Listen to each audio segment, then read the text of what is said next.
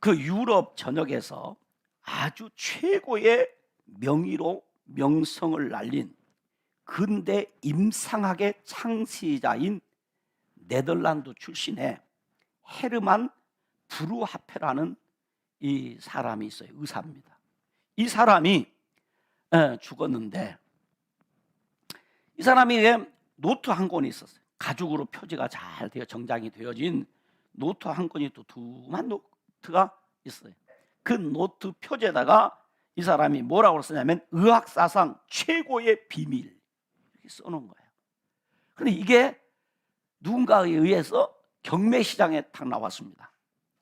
어떻겠습니까? 워낙 유명한 의사이고 의학사상 최고의 비밀이라는 이 기록을 생각하면 사람들이 뭔가 굉장한 것이 들어있을 것이다 이렇게 생각해서 이 낙찰을, 이제 경매를 시작하는데 낙찰가가 계속 치솟습니다. 엄청난 값에 어떤 사람이 그 노트를 낙찰을 받았어요.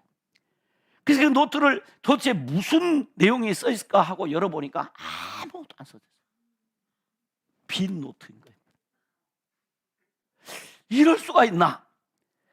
그랬더니 맨 뒤에 마지막 페이지에다가 한 줄 딱 써놓은 거예요. 한 줄.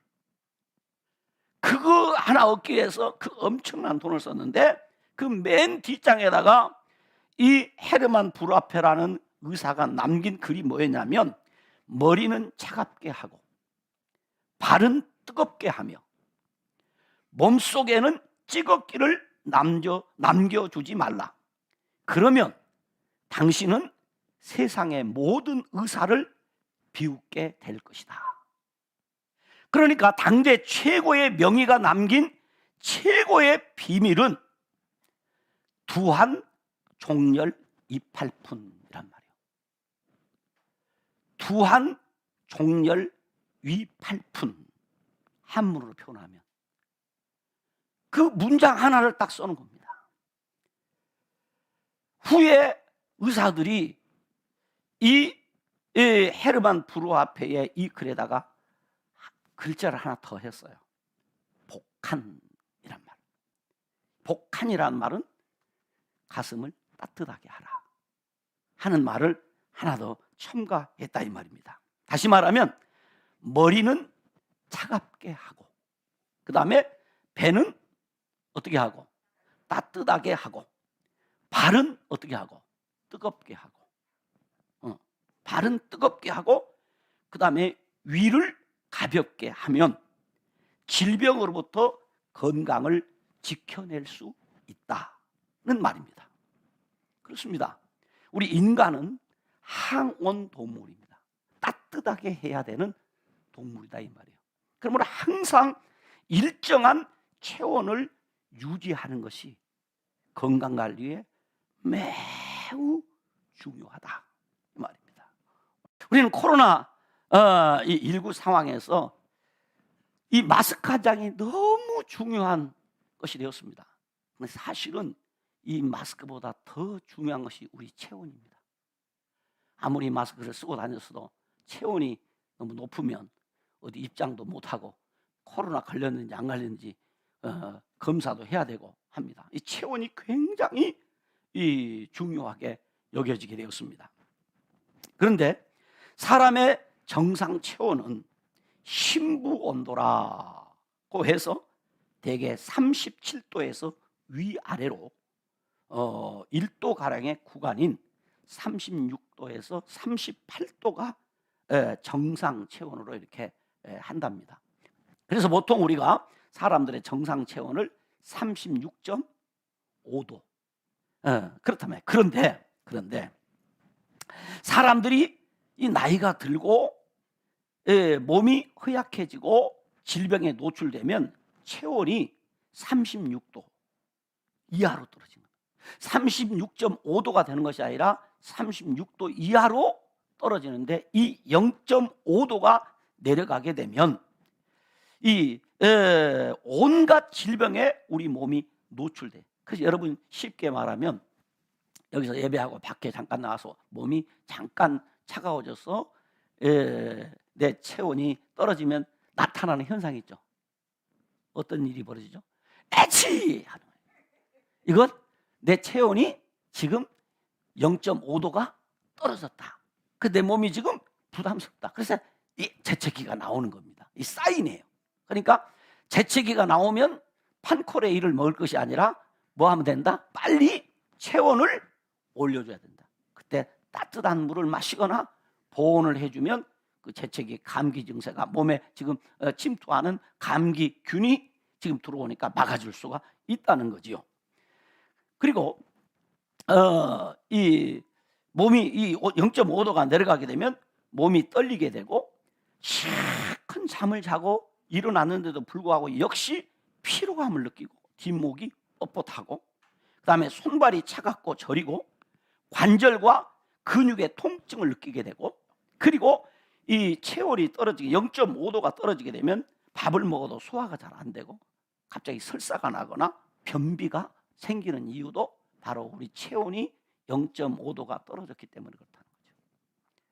그런가 하면 우리 마음은 우리 체온이 떨어지면 우리 마음은 우울해지고 몸은 나른해지는 무기력증에 시달리게 된다는 것입니다. 그럴 때 우리는 어떻게 하느냐? 따뜻한 물을 마시거나 족욕을 하거나 반신욕을 하여 체온을 0.5도만 높여주면 효과가 있다고 합니다. 특별히 몸이 차가우게 되면 암 발병률이 급격히 높아갑니다.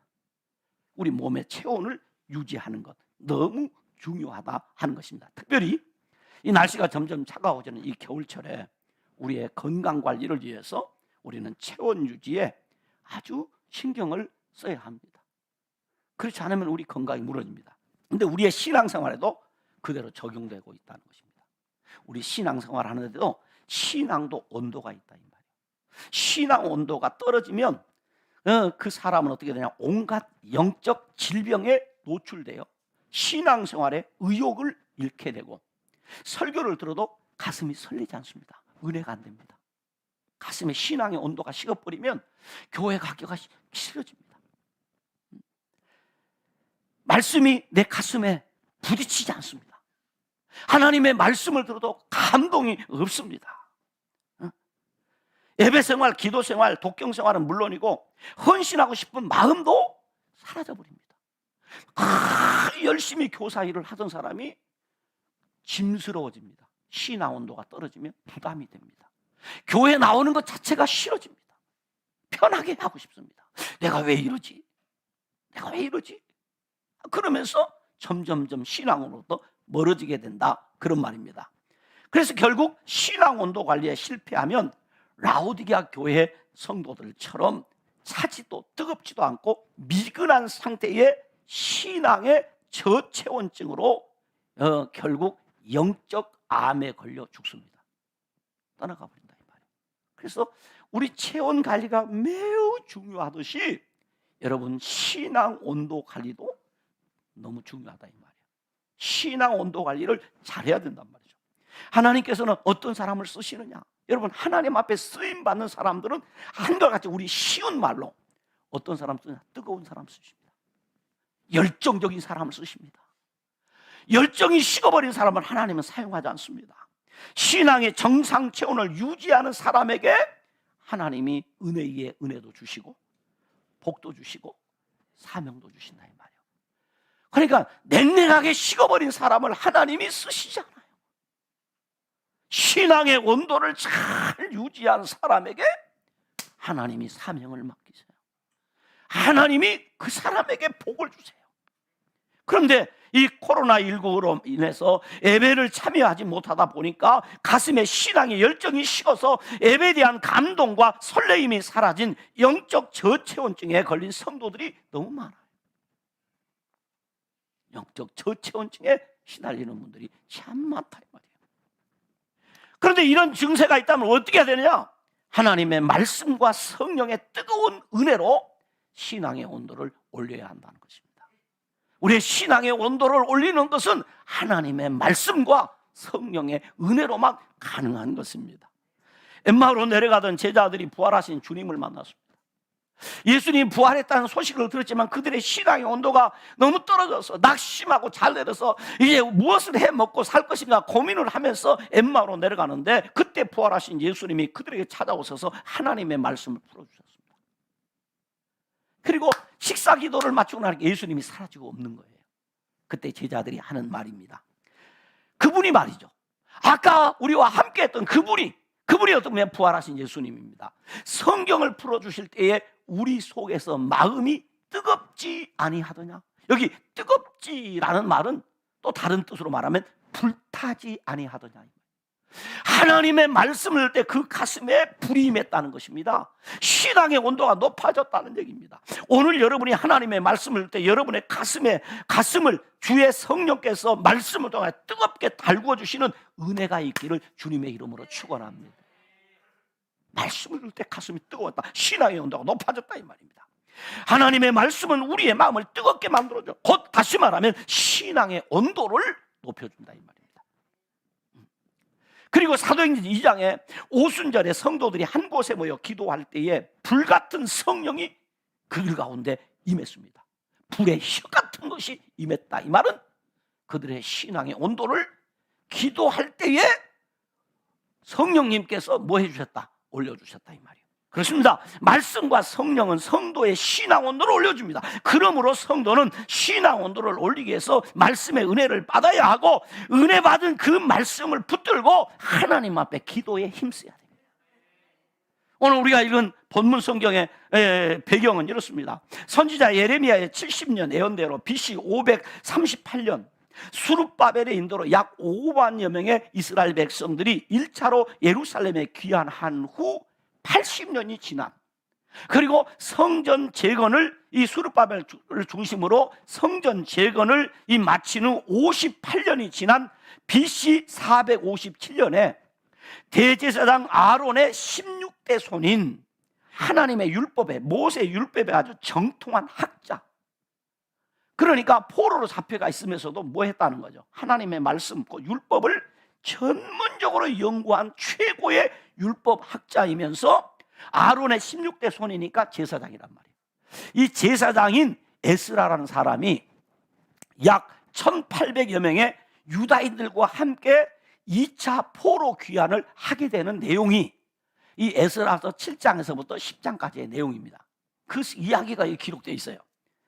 그런데 이 에스라라는 사람이 아닥사스다 왕의 명을 받아서 유다 민족 공동체를 회복하기 위해서 하나님의 율법을 연구하여 자기가 그 말씀을 지켜 살면서 이 이스라엘 백성들이 이 말씀을 가르치도록 하기 위한 결심을 합니다. 진정한 민족 회복은 이스라엘 백성들에게 율법을 가르쳐서 율법을 재정비해야만이 하나님의 말씀이 회복되고 신앙이 회복되고 민족이 회복된다는 사실을 알았어요.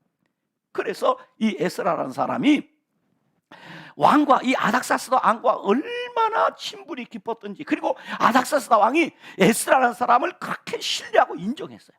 그래서 우리 성경에 보면 무엇이라고 말하냐면 이 에스라가 왕에게 말하면 왕이 안 들어주는 것이 있다 없다? 없다. 그 정도 신뢰감을 줬단 말이에요. 에스라가 하나님 앞에 은혜를 입고 복을 입으니까 왕이, 아삭사 왕이 무엇을 말하든지 다 그리하라 겁니다. 심지어 궁중 창고에서 너가 필요한 거 다 가져가라. 궁중 창고직에게 에스라가 필요로 하는 것은 무엇이든지 다 주도록 하라고 조서를 내려 명령을 합니다. 이런 은혜를 입었어요. 그래서 이제 약 1800명의 자원자들을 데리고 예루살렘으로 돌아가게 되는 거예요. 그런데 에스라는 바로 예루살렘으로 가지 아니하고 아하와 강가에서 3일 동안 머뭅니다.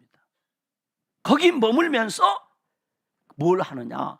바로 아하와 강가에서 신앙 온도 올리기를 하는 거예요. 다시 말하면 자신만이 아니고 함께 가는 백성들의 신앙의 온도를 올려야 가서 일이 되는 겁니다. 자, 그래서 하나님의 말씀을 3일 동안 가르치며 이 금식하며 기도를 했어요. 그랬더니 어떤 일이 벌어졌냐? 오늘 설교는 아주 평이하면서도 아주 핵심적인 거 딱 제기합니다. 오늘 본문의 내용 깊이보다는 일반적 이야기를 좀 할 거예요. 3가지입니다. 첫째는 영권을 얻었어요. 영권을. 강가에서 신앙의 온도 올리기를 하니까 무엇이 오냐? 영권이 주어졌어요. 영권이 무엇인가? 성령을 통하여 부르짖는 자에게 주시는 하나님의 능력, 성령의 능력, 영적 권세예요. 여러분, 성도에게는 뭐가 있어야 돼? 영적 권세가 있어야 됩니다. 그러니까 영권을 얻으면 말씀과 기도의 권세가 나타나고 사람들이 순종하게, 내 말에 순종하게 따라오게. 내 말이 별것도 아닌데 순수히 따라. 그런데 오늘 본문 21절에 보면 그럽니다. 그때 내가 아하와의 강가에서 금식을 선포하고 우리 하나님 앞에 스스로 겸비하여 우리와 우리 어린아이와 모든 소유를 위하여 평탄한 길을 그에게 간구했다 그랬어요. 그러니까 에스라가 금식 기도를 선포한 이유는 첫째는 하나님 앞에서 스스로 뭐하기 위해서? 겸비하기 위해서 금식 선포. 두 번째는 평탄한 길을 얻기 위함에서. 아까 제가 설명을 좀 했습니다. 그런데 이 메시아 성경에 보면 이렇게 기록해놨어요. 번역을 해놨어요. 우리 하나님 앞에서 자신을 낮추기 위해서라고 번역을 했어요.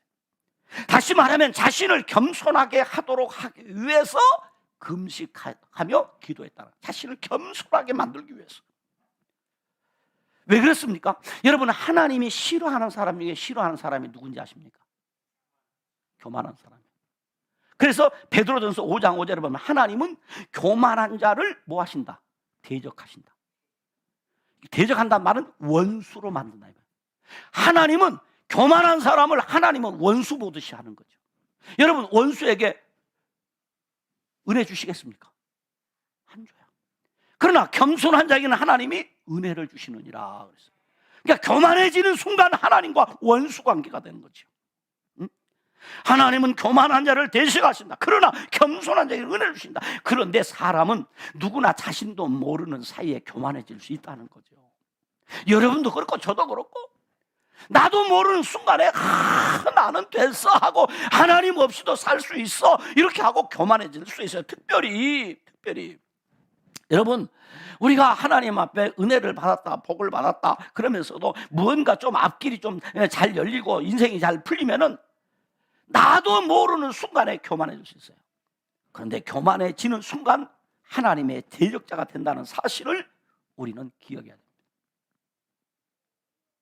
내가 좀 돈 좀 벌었다, 내가 좀 하는 일이 좀 잘 된다, 그러면 내가 말이지, 나도 모르게 있다. 우리 인간이라는 이 본래 자체가 그래. 우리 인간이라고.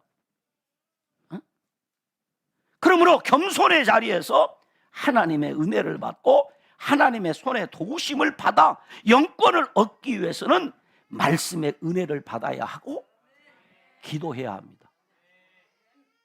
말씀의 은혜를 받아야 되고 기도해야 돼요. 에스라 7장 6절에 보면 에스라가 하나님 여호와의 도우심을 입음으로 왕에게 구하는 것을 다 받은 자가 되었다. 그리고 에스라 7장 9절에 보면 하나님의 선한 손에 도우심을 입었다 그랬어요. 8장 18절에 보면 하나님의 선한 손이 도우심을 입었다 그랬고 31절에도 우리가 아하와 강을 떠나 예루살렘으로 갈새 우리 하나님의 손이 우리를 도우사 대적과 길에 매복한 자의 손에서 뭐했다? 건지신지라 그랬어요. 건지신. 이 말씀을 한마디로 정리하면 에스라는 하나님께 영권을 얻은 사람이다. 영권을 받았어요. 그러므로 에스라가 예루살렘에 도착하자 방백들이 1차 귀환한 지도자들과 백성들이 하나님이 금지한 톡참과의 자포를 했다고 막 고발합니다. 그런데 학사 에스라는 하나님 앞에 나가서 조용히 기도합니다. 백성들의 죄를 자신의 죄인 것처럼 하나님 앞에 통곡하며 기도하고 있었습니다. 그러자 백성들이 나와서 같이 통곡하며 회개합니다. 그리고 그들이 통곡하며 말하기를 우리가 돌이켜서 이방 여인을 다 내보내겠습니다 하고 그들이 이방 여인을 취했던 그 사람들이 그 부인과 자녀들을 다 내보냅니다. 회개, 돌이킵니다. 이런 영적 부흥이 일어났습니다. 이것이 영권입니다. 이것이 영권입니다. 강압적으로 하는 것이 아니라 하나님의 도우심으로 일이 되게 하는 것, 이게 영권이란 말이죠. 여러분, 이 지식화 시대, 최첨단 정보화 시대에 성도에게 가장 필요한 것은 지식이나 정보보다 더 중요한 영권입니다. 영권이 생기면 그 다음 것은 돼요. 두 번째, 그 다음에는 인권입니다. 인권을 얻었어요. 인권이란 사람을 모으고 다루는 리더십입니다. 사람을 모으고 다루는 이 카리스마, 다른 사람의 말이나 행동을 넓게 받아들여 인정하고 기술이, 그런 기술이나 재주, 이것을 더 쉬운 말하면 용인술이라고 그래요. 용인술.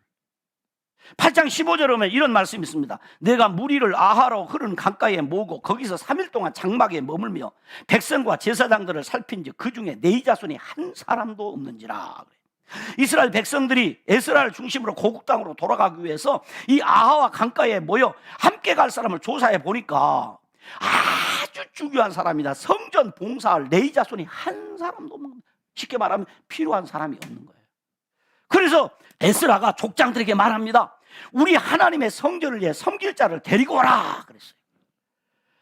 그랬더니 이스라엘 족장들이 나가서 사람들을 데리고 왔는데 자그만치 이 네이 사람들을 258명을 데리고 왔는데 아무나 그냥 데려온 것이 아니라 오늘 성경에 보면 특별히 이 사람들은 통찰력이 있고 판단력이 있어서 무엇인가를 특별히 잘 이해하고 받아들이는, 쉽게 말하면 오늘 성경은 명철한 사람들이라고 그랬어요. 사람들을 데려왔는데 뛰어난 사람들을 데리고 왔어요. 이 사람들이. 놀라운 일입니다. 어떻게 그런 일이 왜 가능했느냐? 이 짧은 시간에 어떻게 이렇게 명철한 사람들을 데리고 왔느냐? 그 이유를 찾아보니까 18절에 무슨 얘기를 하냐면 우리 하나님의 선한 손에 도우심을 입고 그들이 명철한 사람을 데려왔다. 이게 무슨, 이게 인권이에요. 하나님이 도와줘서 하는 일이란 말이에요. 여러분, 하나님이 도와줘서 되는 일이 실수가 없어요.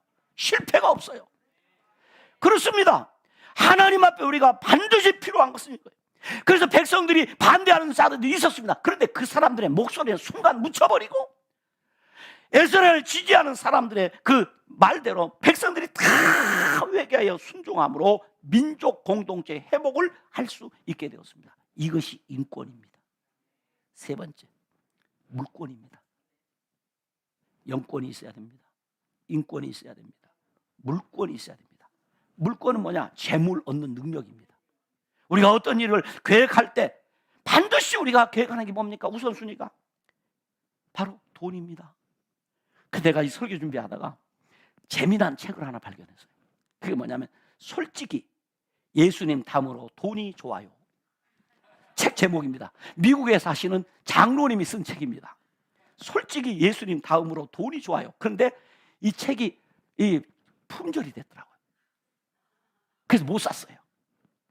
그래서 내가 인터넷 검색했는데 그 책의 서문에 이렇게 솔직히 말해서 예수님 다음으로 돈이 너무 좋아요. 여러분 어떻습니까? 예수님보다 돈이 더 좋은 거 아닙니까? 이 말은 무슨, 우리가 이 땅을 살아가는데 돈이 필요하다. 이거 틀린 말이 아니에요. 그래서 우리 흔히 하는 말로 그러잖아요. 뭐니 해도 머니가 최고다. 그렇죠. 머니가 최고다 그래. 손주를 감동시키는 것은 할머니의 머니고 며느리를 감동시키는 것은 시어머니의 머니다. 이 말은 무슨 말이에요? 그만큼 우리에게는 돈이 중요하다는 거죠. 그러니까 하나님이 우리가 이 세상에 사는데도 뭘 줘요? 물질의 복을 줍니다. 그런데 이것도 내가 돈을 벌고 모은다고 돈이 됩니까? 안 되지요. 안 된단 말이에요. 그래서 신명기 8장 17절 18절은 네가 마음에 이르기를 내 능력과 내 손의 힘으로 내가 이 재물을 얻었다 말할 것이라. 그러나 말합니다. 내 하나님 여호와를 기억하라. 그가 내게 재물 얻을 능력을 주셨습니다. 재물 얻을 능력을, 이 능력을 못 받으면 어떤 사람은 좋은 직장 가도 안 됩니다. 좋은 사업 아이템을 가지고 해도 하나님이 재물 얻는 능력을 주지 않으면 돈을 못 벌어요. 그러나 이 사람은 공부도 안 했는데, 이 사람은 뭐 경제학을 모르는데도 하나님이 재물 얻는 능력을 주시면 그 사람이 하는 일을 통해 돈을 법니다. 이것을 물권이라고 그래요. 하나님이 주신 은혜고 축복이에요. 이건 물권. 그래서 우리 기도할 때 그래. 하나님 내게 영권을 주시옵소서. 하나님 내게 인권을 주시옵소서. 하나님 내게 물권을 주시옵소서. 본국에 귀국하는 에스라에게 아닥사스 왕은 조서를 내려 바벨론 온 도에서 얻은 모든 은금과 내 백성과 제사장들이 예루살렘에 있는 하나님의 성전을 기쁘게 예물을 다 가져가라. 다 가져가라. 그리고 필요한 것은 궁중 창고에서 다 가져가고 창고직에게 에스라가 필요로 하는 모든 걸 신속히 집행하도록 하라. 이것은 하나님이신 에스라에게 주신 물권이에요. 하나님이 주시는 거예요. 중요한 것은 재물이 아니에요. 내가 돈 벌어야지. 그럼 이건 돈에 미친 사람입니다. 그러면 하나님이 절대로 그 사람에게 돈 안 줘요. 하나님을 위한 하나님이 기뻐하는 사람이 되고 하나님이 기뻐하는 일을 하며 하나님이 기뻐하는 삶을 살면 하나님이 우리에게 반드시 물질의 복을 주시는 거예요. 하나님이 기뻐하실 만한 사람, 하나님이 복 주실 만한 사람이 되어 하나님이 기뻐하는 일을 하면 나의 하나님이 그리스도 예수 안에서 영광 가운데 그 풍성한 대로 너희 모든 쓸 것을 어떻게 한다? 채우시리라 그랬어요. 하나님이 채우세요. 그러므로 신앙의 온도를 높이면 삶에 필요한 권세는 얻게 됩니다. 신앙의 온도를 높이면 삶에 필요한 권세는 하나님이 주신다 이 말이에요. 그런데 이 신앙의 온도가 나도 가슴이 냉랭하기 식어서 하나님을 향한 열정도 없고 그 뜨거운 마음도 없는 사람에게 하나님이 이런 권세를 주지 않는단 말이에요. 하나님이 기뻐하시고 하나님이 기뻐하시는 일을 사모하는 사랑하는 성도 여러분, 요한 3서 2절에 사도 요한은 말합니다. 사랑하는 자여, 내 영혼이 잘된 같이 내가 범사에 잘되고 강건하기를 내가 간구하노라. 무슨 말입니까? 영권이 있으면 말씀과 기도의 권세가 나타나 사람들이 감동하고 변화되고, 인권이 있으면 사람을 모으고 따르게 하며, 물권이 있으면 재물이 풍성해집니다. 그래서 옛날 우리 선배 목사님들은 이런 말씀을 많이 하셨어요. 영통하면 인통하고 물통한다. 제가 그 신앙생활 할 때 부흥회 때면 목사님들과 설교 중에 이 말을 많이 해요. 저 말이 무슨 말인가 했는데 내가 이제 되니까 이 말이 이해가 됩니다. 여러분, 영권이 주어지면요 인권도 주어지고 물권도 주어져요. 그러므로 영이 통하면 영통하면 인통하고 물통합니다. 여러분이 그렇게 되기를 주님의 이름으로 축원합니다. 영권을 얻게 되면 인권도 물권도 받게 된다. 그러므로 신앙의 온도를 높이면 삶에 필요한 권세, 이 권세는 영권, 인권, 물권을 말합니다. 이것을 얻게 됩니다. 이제 신앙의 온도를 올리기 위해서 어떻게 해야 되느냐? 하나님의 말씀의 은혜를 사모함으로 말씀을 받기를 바랍니다. 그리고 그 말씀을 붙들고 겸손히 기도의 자리를 사수하면서 무릎을 꿇어 기도하시는 여러분들이 되시기를 바랍니다.